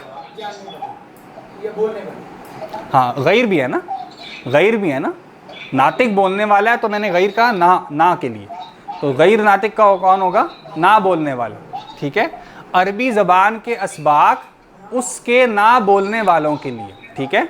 अरबी ज़बान के असबाक उसके ना बोलने वालों के लिए, ठीक है, यानी जो दूसरी ज़बानों से ताल्लुक़ रखते हैं। ये किताब जो है ये मदीना यूनिवर्सिटी के उस्ताद हैं, उन्होंने लिखी है, ठीक है। डॉक्टर फ़े अब्दुल रहीम उनका नाम है, तो उन्होंने वहाँ जो लोग आते हैं दूसरे मुल्कों से, उसका ये निसाब है, उनके लिए ये किताब लिखी गई है। इसके 3 हिस्से हैं, तफसील से फिर वो आगे बढ़ते चले जाते हैं, तो वही यहाँ पर हमारे ज़ेर मुताला। तो अरबी ज़बान के असबाक उसके ना बोलने वालों के लिए, ठीक। गैर का तर्जमा यहाँ पे आ रहा है, ठीक है। गैर जो है ना, हम कहते हैं ना आकिल, हम कहते हैं गैर आकिल, तो जो आकिल के सिवा हो उसको गैर आकिल कहते हैं, नातिक के सिवा हो उसको गैर नातिक कहेंगे, ठीक। हाँ जी, माइक और कैमरास जो है ना वो अपने म्यूट रखें, किसी का कोई सवाल हो तो वो पूछ सकता है। अच्छा जी, ये वाज़ेह है सबको, किताब का नाम हमने देख लिया।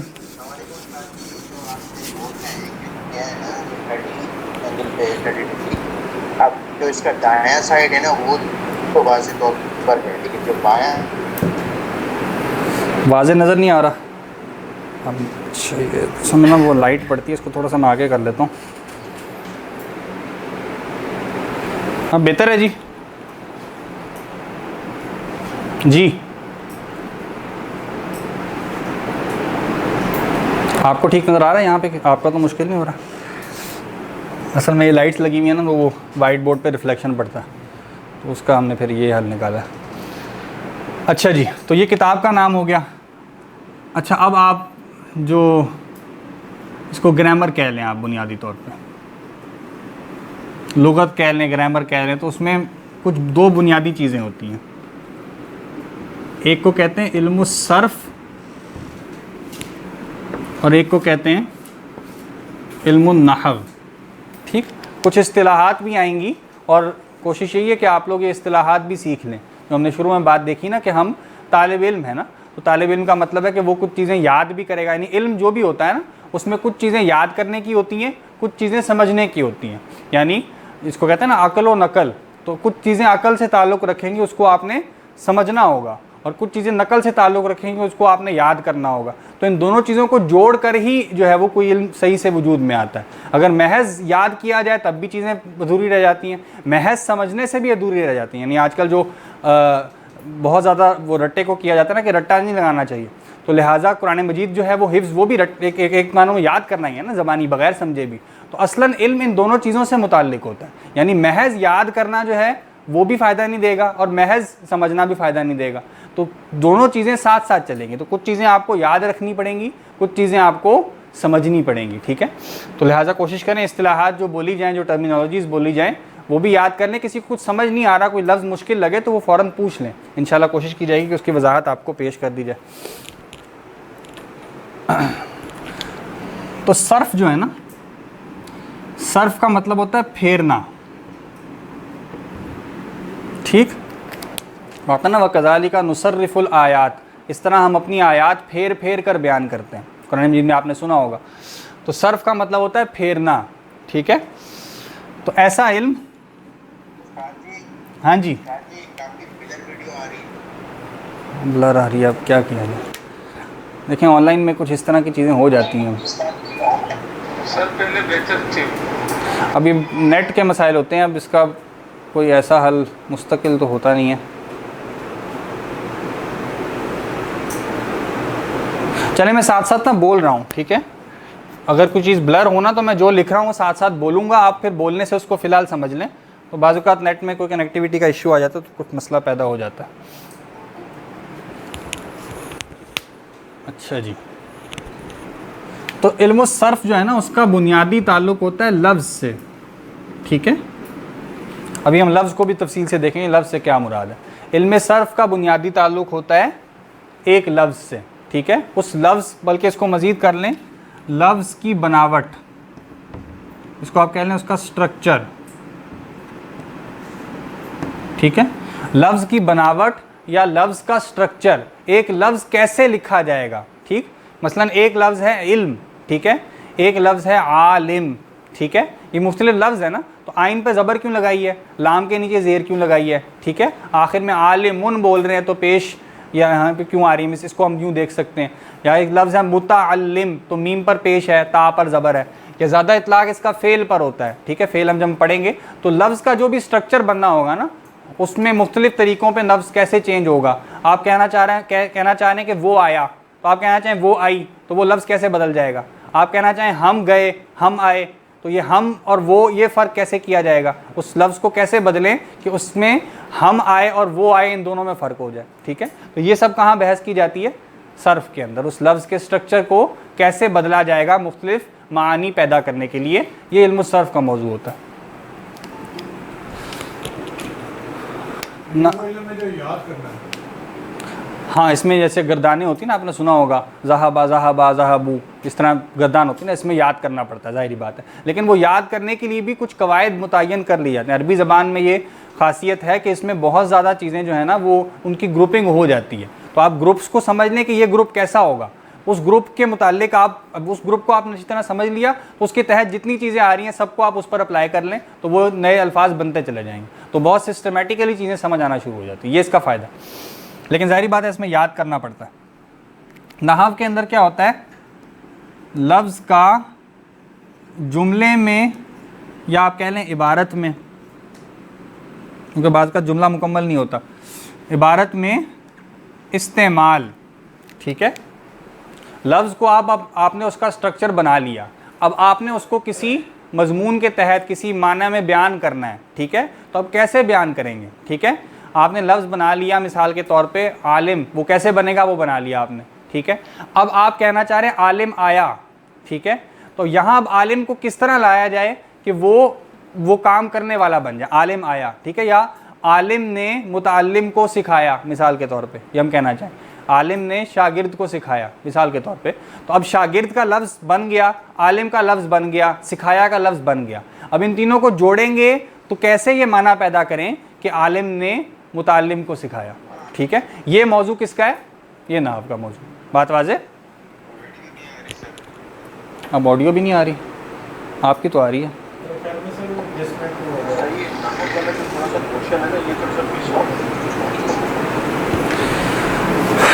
क्या मिस हो रहा है जी? अच्छा जी,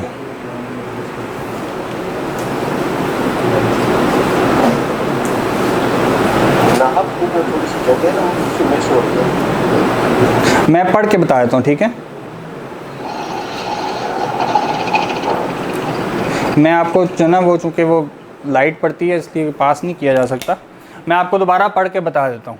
इल्म सर्फ का मौजू क्या है, लफ्ज़ की बनावट, लफ्ज़ का स्ट्रक्चर, कोई लफ्ज़ जो है वो कैसे बनेगा कि उससे कोई ख़ास माना पैदा हो जाए, ठीक है। और नहव का मौजू है उस लफ्ज़ का जुमले में, इबारत में इस्तेमाल कैसे किया जाए कि जो माना आप पैदा करना चाह रहे हैं वो माना पैदा हो जाए, ठीक है, ये नहव का मौजू है। ठीक, हमने जो शुरू में कहा था कि इस किताब का उस्लूब क्या है, नहवी है, नहव से मुताल्लिक है। तो यहाँ पे हमने कहा कि शुरू में ही पूरा जुमला लिखा हुआ है ना, हाजा बैतुन। आपके पास सब किताब सॉफ्ट में मौजूद हो, जिनके पास है वो सॉफ्ट में खोल लें, मोबाइल में खोल सकते हैं, और 2-3 लोग अगर कम हैं तो 2-3 लोग मिल के भी उसको इकट्ठे भी देख सकते हैं। तो पूरा जुमला लिखा है ना, हाजा बैतुन, एक पूरा जुमला लिखा है। इस जुमले के तहत अब आप चीज़ें निकाल लेंगे कि इसमें हाजा से क्या मुराद है, बैतुन से क्या मुराद है, इनको कैसे जोड़ा गया। पूरे जुमले से बात का आगाज़ किया जा रहा है, सीखने का आगाज़ किया जा रहा है, तो इसलिए इस उस्लूब को कहते हैं कि ये नाहवी उस्लूब है।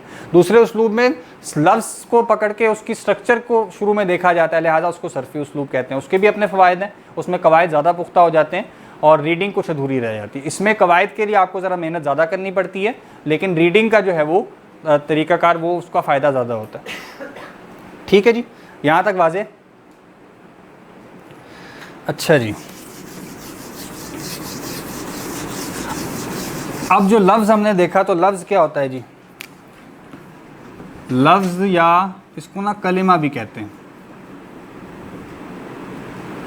लफ्ज़ या कलिमा। उर्दू में हम कलमा बोलते हैं, लाम के नीचे अरबी में ज़ेर होती, ठीक है, तो कलिमा बोला जाएगा।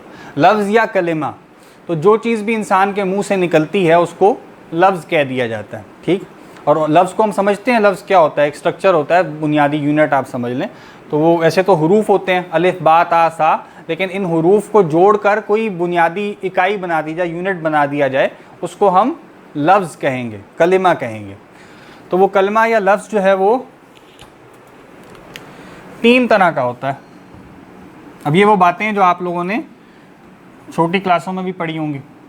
एक को कहते हैं इसम, यानी जब भी हम ग्रामर वगैरह पढ़ते हैं तो ये चीज़ें हम देखते हैं, इसम, फेल और हर्फ। ठीक, इंग्लिश में इसको पार्ट्स ऑफ स्पीच कह दिया जाता है। ठीक है, कलमे की अक़साम, लफ्ज़ की अक़साम, तो इसम, फेल और हर्फ। ठीक है जी, इसम क्या होता है? ठीक है, चीज़ का नाम, जगह का नाम, ठीक है, शख्स का नाम, ठीक है, या उसकी कोई सिफत भी हो सकती है, उसकी कोई क्वालिटी भी हो सकती है। ठीक है, तो क्या इसकी तारीफ़ है? किसी शख्स का नाम हो, जगह का नाम हो, चीज़ का नाम हो, ठीक है, या उसकी कोई सिफत यानी उसकी कोई क्वालिटी हो। मसलन आप कहें नेक, नेक क्या, ये भी इसम है ना। नेक का लफ्ज़ उसकी क्वालिटी है, वो किसी शख्स, जगह या चीज़ का नाम नहीं है, लेकिन एक शख्स की सिफत है। आप कहें बड़ा, बड़ा घर, आप मिसाल के तौर पे कहें, तो घर एक चीज़ है, तो घर भी इसम है और बड़ा भी इसम है, लेकिन वो क्या है, वो नाम नहीं है, वो उसकी किसी क्वालिटी का बयान है। वो क्वालिटी पॉजिटिव भी हो सकती है, नेगेटिव भी हो सकती है। आप कहें बुरा, तो बुरा भी क्या है, ये भी एक इसम है, ठीक है, लेकिन ये नाम नहीं है, ये उसकी सिफत है। ठीक है, तो किसी शख्स का नाम हो, किसी जगह का नाम हो, किसी चीज़ का नाम हो, या उसकी कोई क्वालिटी या सिफत हो, तो वो क्या कहलाएगी, वो इसम कहलाएगी। ठीक, ये बात तो सब लोग जो हैं वो पहले से जानते होंगे। इसमें एक और चीज़ बस साथ जोड़ ली जाती है, हम कहते हैं जी किसी काम का करना या होना बग़ैर ज़माने के, किसी काम का करना या होना बग़ैर ज़माने के हो अगर, तो वो भी क्या होता है, वो भी इसम होता है। ठीक है, वैसे तो आप समझते हैं ना, काम का करना या होना ये फ़ेल में आता है, हम आगे देखेंगे, लेकिन फ़ेल में ज़माना लाजमी है, उसका टाइम में होना ये ज़रूरी है फ़ेल के लिए। अगर टाइम नहीं है तो काम करने का मफ़हूम महज मौजूद हो तो उसको भी क्या कहेंगे, इसम। जैसे हम कहें लेटना, हम कहें बैठना, खड़ा होना, सोना, सोना गोल्ड के मानों में नहीं, स्लीपिंग के मानों में, सोना, जागना, चलना फिरना, ये सब क्या है, ये भी इसम है, लेकिन इनके अंदर किसी काम के करने या होने का मफहूम है, मगर ज़माना नहीं है। फ़ेल में ज़माना होना ज़रूरी है, इसम में अगर काम का मफहूम है लेकिन ज़माना नहीं है तो वो क्या होगा, वो भी इसम होगा। और ऐसे ख़ास इसम को हम क्या कहते हैं, उसको कहते हैं मसदर। ठीक है, ये उसका नाम होता है मसदर।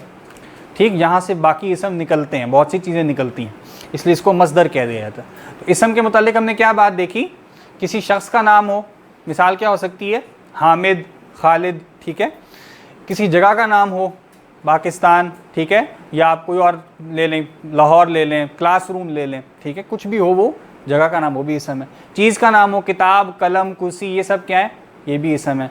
किसी शख्स की सिफत हो, किसी जगह की सिफत हो, किसी चीज़ की सिफत हो, बड़ा, छोटा, नेक, ठीक है, बद, बुरा, कुछ भी हो सकता है। तो ये सब क्या है, ये भी सब के सब इसम है। इसी तरह खाना, पीना, लेटना, बैठना, जागना, सोना, ये सब भी क्या है, ये भी इसम है। ठीक, यहाँ तक वाज़ेह है सबको? ऑनलाइन भी सबको वाज़ेह?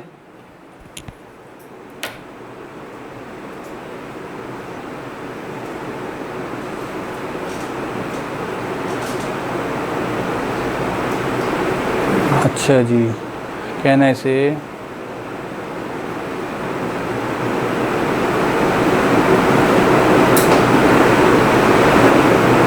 हाँ जी, आइडियाज़ भी इसी में शामिल हैं। वो कहेंगे आइडिया जो है वो भी नज़रिया हो कोई, वो भी इसी में आ जाएगा, यानी इस कैटेगरी में, मतलब उसमें काम का मफहूम नहीं है, यानी वो ज़माने के बगैर है। तो बुनियादी तौर पे इसम की कैटेगरी इंग्लिश से बड़ी होती है। इंग्लिश में जो नाउन होता है तो उसके बाद प्रोनाउन अलग होता है, लेकिन आप इसम में ज़मीर को भी इसम के तहत ही बयान करेंगे, ठीक है। इसी तरह एडवर्ब होता है, वहाँ पर वो अलग है, लेकिन यहाँ पे भी इसमें सिफत, एडवर्ब क्या है, सिफत है ना, तो वो हमने देख लिया, वो भी इसके अंदर शामिल है। तो इसम की कैटेगरी अरबी ज़बान में और उर्दू में भी बड़ी है। वहाँ पे जो इंग्लिश के 8 पार्ट्स ऑफ स्पीच होते हैं उसमें से बहुत से भी यहीं पर आ जाते हैं, ठीक है।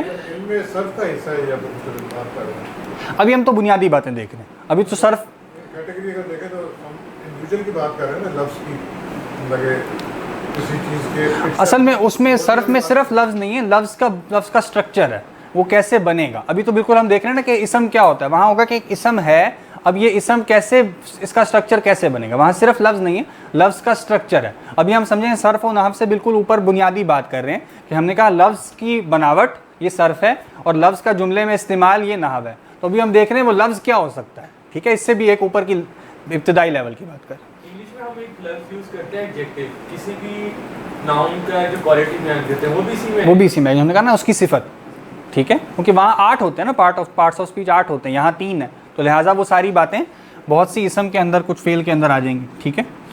तो अब फेल क्या है जी, किसी काम का करना या होना, लेकिन शर्त क्या है, ज़माने के साथ, क्योंकि ज़माना निकाल दें तो फिर वो फेल नहीं रहता। फेल में टाइम का होना ज़रूरी है, ठीक है, ज़माने का होना ज़रूरी है। अगर ज़माना नहीं होगा तो फेल नहीं होगा, चाहे काम करने का मफहूम हो, जैसे हमने मस्दर में देख लिया, फिर वो इसम में चला जाएगा, ठीक है।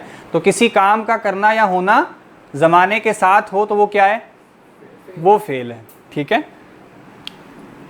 इसको आप वैसे नाउन कहते हैं, लेकिन हमने देख लिया कि इसमें प्रोनाउन वगैरह और चीज़ें भी इसी में आ जाती हैं, एडजेक्टिव भी इसी में आ जाता है। इसको आप वर्ब कहते हैं, ठीक है। अब हर्फ के लिए पता नहीं इंग्लिश में अलग से क्या आता है, लेटर तो नहीं कहते होंगे इसको, वो तो दूसरे के मानों में आता है। अच्छा जी, तो ये ज़माना जो है ना वो 3 तरह का हो सकता है, लेकिन उस हिसाब से फ़ेल की अक़साम बनती हैं, वो हम देख लेते हैं। फ़ेल की टाइप्स क्या हैं। एक होता है जी फ़ेले माजी। अब बहुत सी बातें ऐसी होंगी जो आप लोगों को पहले से मालूम है, ठीक है। फ़ेले माजी जिसको आप पास्ट टेंस कहते हैं, किसी काम का करना या होना ज़माने के साथ, ये तो फ़ेल है। वो ज़माना अगर गुज़रा हुआ हो, पहले से हो चुका हो, तो वो क्या होगा, फ़ेले माजी। किसी काम का करना या होना गुज़रे हुए ज़माने में बयान किया जाए तो ऐसे लफ्ज़ को क्या कहेंगे, फ़ेले माजी, ठीक है। इसको आप पास्ट टेंस बोलते हैं, ठीक है। ये क्या है जी, पास्ट टेंस। इसमें क्या है, गुज़रा हुआ ज़माना। एक और होता है, उसको हम कहते हैं फ़ेले मुज़ारे। अरबी में इसको हाल नहीं कहा जाता, बल्कि इसमें तफसील होती है। इसको कहते हैं फ़ेले मुज़ारे, ज़ाद के साथ है। इसमें क्या है, हाल भी होता है और मुस्तकबल दोनों हो सकते हैं। इसको वैसे मुस्तकबल कहा जाता है, ठीक है। तो हाल और मुस्तकबल इसमें दोनों होते हैं, यानी प्रेजेंट टेंस भी होता है उसी स्ट्रक्चर के अंदर और फ्यूचर टेंस भी होता है उसी स्ट्रक्चर के अंदर। अब कौन सा मुराद है वो हम उसके सियाको सबाक के से, उसके कॉन्टेक्स्ट से समझ सकते हैं। इंशाल्लाह 8:30 तक हम क्लास जो है वो लेकर चलेंगे। तो वो फ्यूचर टेंस है या प्रेजेंट टेंस है, ये कैसे पता चलेगा, उसके कॉन्टेक्स्ट से पता चलेगा वो कहाँ इस्तेमाल हो रहा है। बाज़ औक़ात उसके साथ कोई ऐसा हर्फ ऐड हो जाता है जो उसको फ्यूचर के साथ ख़ास कर देता है, बाज़ औक़ात ऐसा होता है जो उसको हाल के साथ ख़ास कर देता है, बाज़ औक़ात दोनों गुंजाइशें मौजूद होती हैं। ऐसी सूरत हाल में दो तर्जमे मुमकिन होते हैं। ये भी आपने देखा हो कुरान मजीद में बहुत जगहों पे बताया जाता है, यहाँ ये तर्जमा भी मुमकिन है, ये भी मुमकिन है, तो लिहाजा वहाँ पे गुंजाइश मौजूद हो सकती है। तो हाल या मुस्तकबल दोनों हो तो ये क्या है, मुज़ारे। कल तो इसम है ना, कल में तो ज़माना नहीं है ना, कल तो लफ्ज़ है ना, बस कल उस ज़माने का नाम है असल में। फ़ेले अमर, तीसरे को कहते हैं फ़ेले अमर। अमर का मतलब होता है हुक्म, ठीक, लेकिन यहाँ अमर लाजमी नहीं कि हुक्म हो। अमर जो है वो बड़ा छोटे को दे तो उसको हुक्म कह सकते हैं, छोटा बड़े से कहे तो उसको हम दुआ कह सकते हैं, दरख्वास्त कह सकते हैं, और बराबर वाला किसी बराबर वाले से भी कोई काम कह सकता है तो उसको आप इल्तिमास कह सकते हैं। ये वैसे समझने के लिए, मतलब कोई छोटा किसी बड़े को कुछ करने को कहे, कोई बड़ा छोटे को करने को कहे, या कोई बराबर वाला किसी बराबर वाले से कुछ करने को कहे, ऐसे फ़ेल को क्या कहेंगे, फ़ेले अमर, ठीक है, जिसमें कुछ तलब किया जाए। इसमें बुनियादी चीज़ होती है तलब किया जाए, उसके लिए एक अलग स्ट्रक्चर बनता है जिसमें आप किसी से कुछ तलब करते हैं। अल्लाह ताला हमें कहते हैं अकीमुस सलात, ठीक है, अकीमू ये फ़ेले अमर है, नमाज पढ़ो, नमाज कायम करो, फ़ेले अमर है ना, कुछ मुतालबा किया जा रहा है। हम अल्लाह ताला से कहते हैं अल्लाहुम्मा मग़फ़िर लना, इग़फ़िर क्या है, अल्लाह हमें बख्श दे, ये भी फ़ेले अमर है, इसमें दुआ है, तलब है, ठीक है। कोई बराबर वाला किसी बराबर वाले से भी कुछ कह सकता है, मुझे ये कलम पकड़ा दीजिए, किताब पकड़ा दीजिए, तो ये क्या है, ये भी फ़ेले अमर है। तो जैसे मिसाल देख लें आप, उसने खाया, ये क्या है, फ़ेले माजी। वो खा रहा है या वो खाएगा या वो खाता है, ये क्या है, फ़ेले मुज़ारे। और खाओ ये क्या है, फ़ेले अमर। बस ये सादा सा फ़र्क है। उसने खाया ये क्या है, फ़ेले माजी। वो खा रहा है, वो खाएगा, वो खाता है, ये सब क्या है, फ़ेले मुज़ारे। और तुम खाओ ये क्या है, फ़ेले अमर, ठीक, वाज़े। हाँ जी पूछो।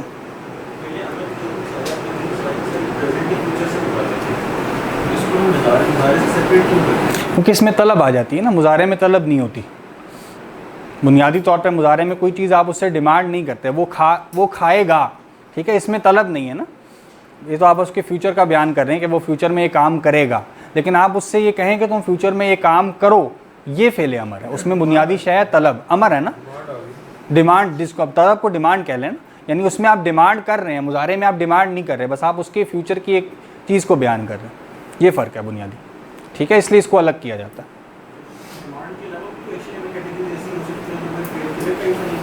नहीं, बुनियादी टाइप्स यही हैं, इनमें चीज़ें सारी कवर हो जाती हैं, ठीक। बाकी जैसे कंटिन्यूस टेंस है ना, पास कंटिन्यूस, वो इनको जोड़ के बना ली जाएगी। यानी एक फ़ेल होता है फ़ेले माजी काना, उसके साथ आप मुज़ारे जोड़ लें तो काना और मुज़ारे को जोड़ के पास कंटिन्यूस बन जाता है, ठीक है। तो ये मिल के जोड़ के और स्ट्रक्चर से चीज़ें बन जाती हैं। परफेक्ट टेंस के लिए माजी से पीछे कद लगा देते हैं, ठीक है, खराजा वो निकला, कद खराजा वो निकल चुका, ठीक है। तो परफेक्ट टेंस के लिए इसी के पीछे एक और हर्फ ऐड हो जाएगा तो उससे एक नया टेंस बन जाएगा, ठीक है। तो बाकी सारे कम्बिनेशंस बना के आप चीज़ें निकाल सकते हैं। हाँ जी,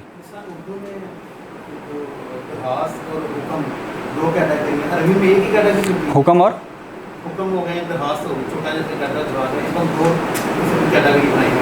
अरबी में एक ही होती है, फ़ेल एक ही है, बाकी उससे मुराद उसके सियाक़ो सबक से आप देख लेंगे। असल में अमर का लिटरल माना तो हुक्म ही होता है, लेकिन इसके तहत सारी चीज़ें आ जाती हैं, इस फ़ेल के तहत इस स्ट्रक्चर में सारी चीज़ें आ जाती हैं। हाँ, स्ट्रक्चर सेम ही होगा, ठीक है। बाकी आप उसको तफसील से देख सकते हैं कि कौन किससे कह रहा है, उस हिसाब से आप उसका तर्जमा फ़र्क कर लेंगे। जैसे आप देखें ना, कुल का लफ्ज़ है, कुल का, जैसे कुल हु अल्लाहु अहद, कुल का मतलब है कहो, ठीक है। लेकिन जब हम तर्जमा करते हैं कुल हु अल्लाहु अहद तो हमें मालूम है कि आप सल्लल्लाहु अलैहि वसल्लम से कहा जा रहा है, तो हम क्या कहते हैं, ए नबी कह दीजिए, ये तर्जमा करते हैं ना, तो एक रिस्पेक्ट उसमें हम शामिल कर लेते हैं। तो इसी तरह ये फ़र्क किया जा सकता है, बड़ा छोटे से कह रहा है। अब चूँकि अल्लाह ताला जब कह रहे हैं तो कुल अल्लाह ताला की तरफ से ये चीज़ यही है कि कहो, लेकिन जब हम उसको ट्रांसलेट करें तो हम अपना मर्तबा देखते हैं और आप सल्लल्लाहु अलैहि वसल्लम का मर्तबा देखते हैं, हम क्या कहते हैं, कह दीजिए, ये फ़र्क कर लेते हैं। इसी तरह आप इसको फ़र्क कर सकते हैं, स्ट्रक्चर वही, ठीक है। अच्छा जी, हर्फ में क्या होता है, बस टाइम थोड़ा ही रह गया। हर्फ के अंदर होता है जो अल्लाह, एक मिनट। जो अकेला माना ना दे बल्कि इसम या फेल के साथ जोड़कर माना दे। जो अकेला माना ना दे, माना यानी मीनिंग जिसको हम कहते हैं, हम जो मानी बोलते हैं उसकी जमा होती है मानी, एक अगर हो तो माना कहेंगे उसको, ठीक है।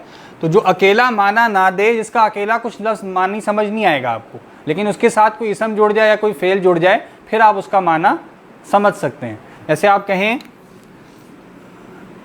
में, इसको आप कहते हैं इन, ठीक है, अंदर भी कह देते हैं। तो ये क्या है, ये हर्फ है, अकेला इसका माना समझ में नहीं आएगा ना, में का मतलब क्या है क्लियर नहीं होगा। लेकिन आप कहें जी घर में,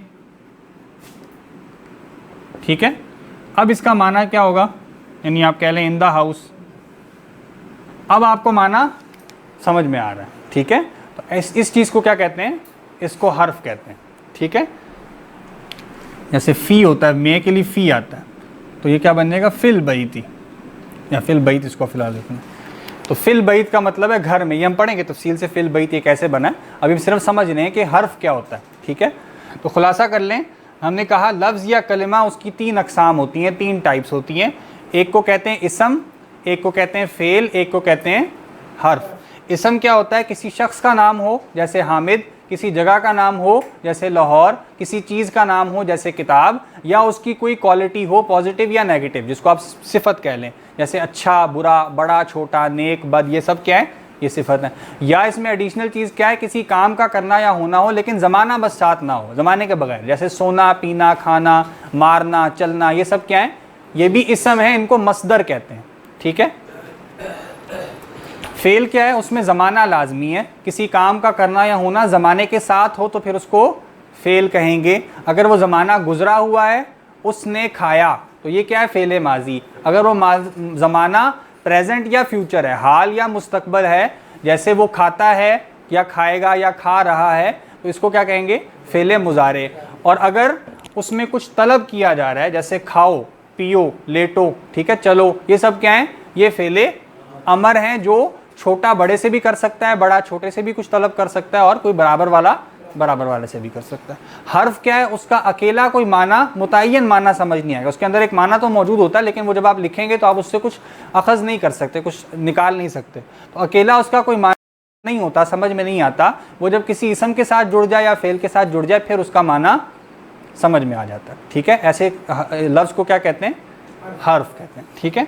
अब हम किताब के अंदर इसम से इसका आगाज़ होगा, कुछ दर्स बाद कुछ फ़ेल का जिक्र होगा, लेकिन पहली जो इसका हिस्सा है किताब का, उसमें ज़्यादातर इसम ही से बहस है, फ़ेल का हिस्सा मुख्तसर है, ठीक है। तो कुछ हद तक हम इंशाल्लाह इस किताब में फिर इसम को देखेंगे, ठीक। आज की क्लास यहीं तक है, कोई सवाल है तो पूछ लें।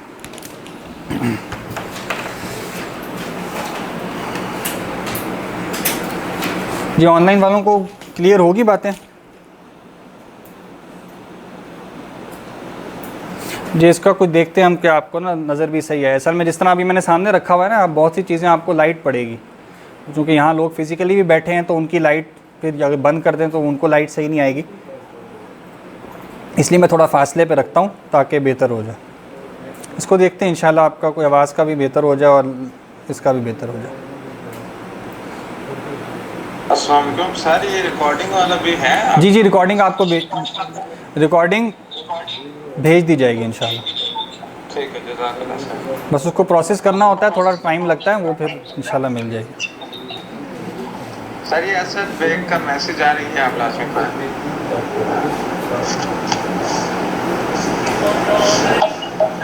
असद, ये माइक अपने बंद कर लें जी, आवाज़ रिपीट हो रही है। अच्छा जी हाँ,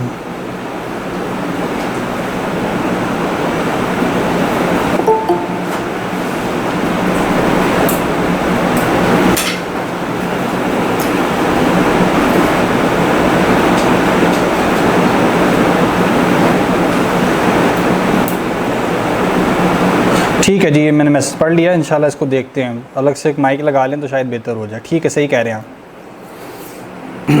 जी यहाँ किसी का कोई सवाल है? ठीक है, इंशाल्लाह कल फिर मगरिब के बाद, मगरिब आप कोशिश करें यहीं पे पढ़ें, मगरिब के बाद टाइम मुख्तसर होता है, तो 7:20 पे इंशाल्लाह मगरिब के बाद क्लास होगी। आपको लिंक भेज दिया जाएगा, ऑनलाइन लोग भी 7:20 पर मगरिब के बाद शामिल हो जाएँ इंशाल्लाह। सुब्हानकल्लाहुम्मा व बिहम्दिक, नशहदु अल्ला इलाहा इल्ला अंता, नस्तगफिरुका व नतूबु इलैक।